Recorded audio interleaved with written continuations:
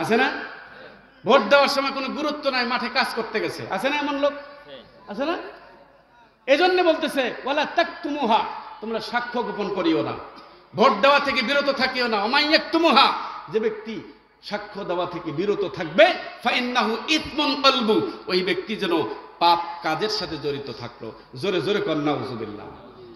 শোনেন, জামিউল ফাওয়াইদ গ্রন্থের ২য় খণ্ডের ৬২ নম্বর পৃষ্ঠায় বলা হয়েছে, আল্লাহ রসুল বলেছেন, মান কাতামা শাহাদাতান, যে ব্যক্তি সাক্ষ্য গোপন করলো, ইদা দাই ইলাইহা, অথচ তাকে সাক্ষ্য দেওয়ার জন্যে, ভোট দেওয়ার জন্যে, সমর্থন ব্যক্ত করার জন্যে আহ্বান করা হয়েছিল,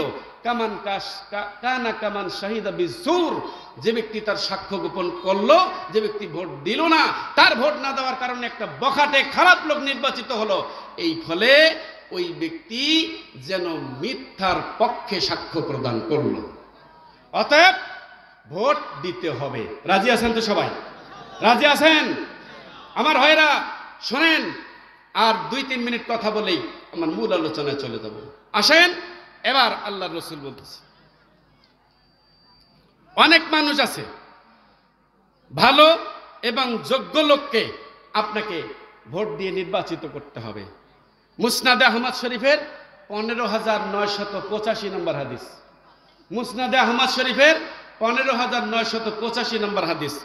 আন সাহাল ইবনে হানিফ রাদিয়াল্লাহু তাআলা আনহু قال, সাহাল ইবনে হানিফ রাদিয়াল্লাহু তাআলা আনহু বর্ণিত, তিনি বলেন, قال রাসূলুল্লাহ সাল্লাল্লাহু আলাইহি ওয়াসাল্লাম, রাসূলুল্লাহ সাল্লাল্লাহু আলাইহি ওয়াসাল্লাম বলতেছেন, ভাই শুনেন, মান আদালা ইনদাহু মুমিন, যদি কোন ব্যক্তি কোন মুমিনকে কষ্ট দেয়, লাফাম ইয়ানসুরুহু, তার উচিত সেই মুমিনকে সাহায্য সহযোগিতা করা।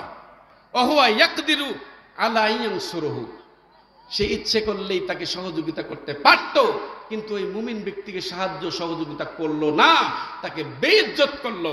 আল্লাহ রসুল বলেছেন, আদালাহুল্লাহ, আল্লাহ রসুল বলতেছেন, ওই ব্যক্তিকে আল্লাহ তাআলা বেইজ্জত করবেন আলা রুউসুল খালায়েক, জনসম্মুখে। যদি কোনো ব্যক্তি কোনো মুমিন ব্যক্তিকে কষ্ট দেয়, অর্থাৎ আপনার এলাকায় কোনো দিনদার, ইমানদার, মুত্তাকি, পরহেজগার ব্যক্তি নির্বাচনে দাঁড়িয়েছে, নির্বাচন করতেছে, আপনি তাকে নির্বাচিত করলেন না, আপনি ভোট দিলেন অন্য পক্ষে, সমর্থন ব্যক্ত করলেন অন্য পক্ষে, তাহলে কি হবে? আল্লাহ রসুল বলেছেন, ওই ব্যক্তিকে আল্লাহ তাআলা, ওই ইমানদার ব্যক্তিকে বেইজ্জত করার কারণে, তাকেও আল্লাহ তাআলা ভোট না দেওয়ার কারণে, ওই ইমানদার ব্যক্তিকে নির্বাচিত না করার কারণে ওই ব্যক্তিকে আল্লাহ তাআলা জনসম্মুখে বেইজ্জত করবেন। মুসনাদে আহমদ শরীফের ১৫,৯৮৫ নম্বর হাদিস। আসেন, আমার সর্বশেষ বক্তব্য, এবার আপনাদের সামনে যে কথা আমি বলতে চাচ্ছি, ভাইরা আমার, মান ইস্তেমালা মান আসহাবা অফি তিলকাল আসহাবা, আমার ভাইরা আসেন, এবার আপনাদেরকে যেটা বলতে চাই, যদি কোনো ব্যক্তি ভোট দেয়, মান ইস্তেমালা মান আসহাবা, যদি কোনো ব্যক্তি ভোট দেয়, কিসের কারণে? আসহাবা মানে সম্পর্কের কারণে। কিসের সম্পর্ক? ব্যক্তিগত সম্পর্ক, মহল্লার লোকের সম্পর্ক, দলীয় সম্পর্ক, দলের কারণে, মতের কারণে, প্রতিবেশীর লোক হওয়ার কারণে যদি কোনো ব্যক্তি কাউকে ভোট দেয়, মান হুয়া আরদাল্লাহ, অথচ আল্লাহ এবং তার রসুলের দৃষ্টিতে আরো যোগ্যতম প্রার্থী ছিল, কিন্তু সে কি করলো? দলের কারণে তার দলের লোককে ভোট দিল, ব্যক্তিগত পরিচয়ের কারণে তাকে ভোট দিল, প্রতিবেশীর লোক হওয়ার কারণে তাকে ভোট দিল, কিন্তু যোগ্য লোককে ভোট দিল না। আল্লাহ রসুল বলতেছেন, ফাকাদ খানাল্লাহু ওয়া রাসূলা, ওই ব্যক্তি আল্লাহ এবং তার রসুলের সাথে বিশ্বাসঘাতকতা করলো। ওয়া খানা জামিউল মুমিনিন, ওই ব্যক্তি যেন ওই এলাকার সমস্ত জনগণের সাথে বিশ্বাসঘাতকতা করলো। কথা কি বোঝাতে পারলাম? অতএব ন্যায়পরায়ণ, নিষ্ঠাবান, দিনদার, ইমানদার, মুত্তাকি ব্যক্তিকে নির্বাচিত করবেন, তাহলে আপনি সদগায়ে জারিয়ার সওয়াব পাবেন। না হলে আল্লাহ তাআলা আপনাকে অবশ্যই বিশ্বাসঘাতকতার কাতারে দাঁড় করায়া কিয়ামতের ময়দানে আপনার বিচার করবেন। জোরে জোরে কোন নাউজুবিল্লাহ। এবার আসেন মূল আলোচনায়। আমি মূল আলোচনার দিকে চলে যেতে চাচ্ছি। প্রশ্নের উত্তর হচ্ছে কয়টা? কয়টা? দাঁড়ানো হযরত উমর রাদিয়াল্লাহু তাআলা আনহু, ওদিকে দাঁড়ানো সাঈদ ইবনে আমের আল জুমাহি রাদিয়াল্লাহু তাআলা আনহু।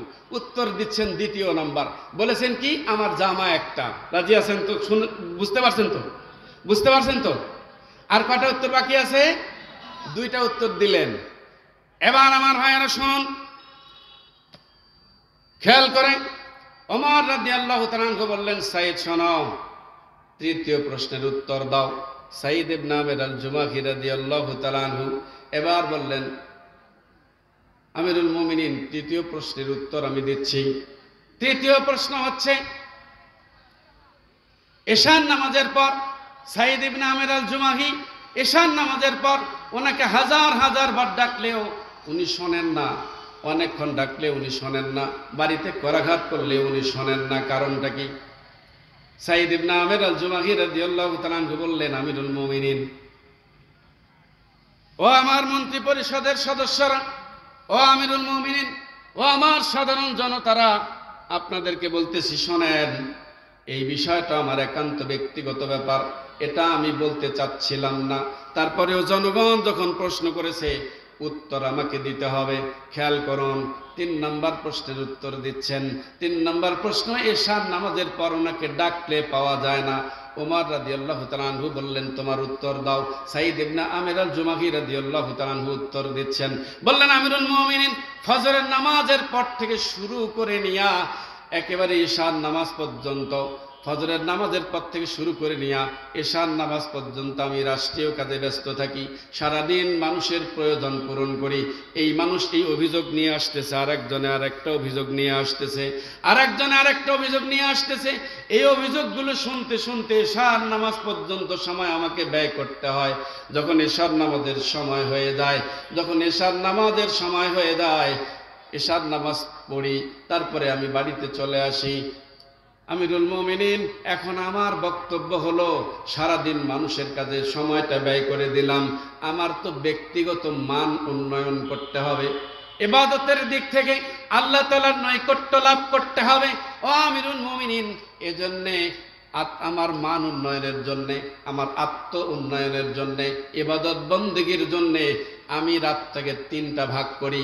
একটা আমার ব্যক্তিগত কাজের জন্যে, আমার পরিবারের কাজের জন্যে ব্যয় করি। দ্বিতীয় সময় আমি ঘুম পাড়ি, দ্বিতীয় সময় আমি ঘুমাই। আর যখন রাতের শেষ ভাগ চলে আসে, তখন আমি আল্লাহ তাআলার ইবাদতে দাঁড়িয়ে যাই, নামাজে দাঁড়িয়ে যাই, সালাতে দাঁড়িয়ে যাই, আল্লাহ তাআলার নৈকট্য লাভ করার জন্য। জোরে জোরে বলেন সুবহানাল্লাহ। রাতটাকে 3 ভাগ করেন, বলতেছেন 3 ভাগ করি রাতটাকে। 1 ভাগ পরিবারের কাজে ব্যয় করি, দ্বিতীয় ভাগ আমি ঘুমাই, তৃতীয় ভাগে আমি আল্লাহ তাআলাকে স্মরণ করার জন্য দাঁড়িয়ে যাই। জোরে জোরে বলেন সুবহানাল্লাহ। আপনারা এখানে যারা আছেন, 5 ওয়াক্ত নামাজ সবাই পড়েন? হাত যদি তুলতে বলি কয়টা হাত উঠবে আমি জানি না, হাত তুলতে বলবো না, আপনাদেরকে লজ্জা দিব না, কষ্ট দিব না, শুধু এতটুকু বলি, নামাজ এমন একটা ইবাদত আপনি বুঝতেই পারেন নাই, নামাজ আপনাকে পড়তে হবে। বিশেষ করে রাত্রি গভীর হয়ে গেলে ইসলামী আন্দোলনের নেতা কর্মীদেরকে সিজদায় পড়তে হবে, মাবুদ আমার এই সোনার দেশটাকে ইসলামী শাসনে পরিপূর্ণ, ইসলামী শাসনে শাসন করার ব্যবস্থা করে দাও। ঠিক না বেঠিক? ঠিক না বেঠিক? হযরত ওমর রাদিয়াল্লাহু তাআলা আনহু তাহাজ্জুদের সালাতে দাঁড়িয়ে প্রজাদের জন্য কাঁদতেন, আল্লাহর রাসূল কাঁদতেন, আবু বকর রাদিয়াল্লাহু তাআলা আনহু কাঁদতেন।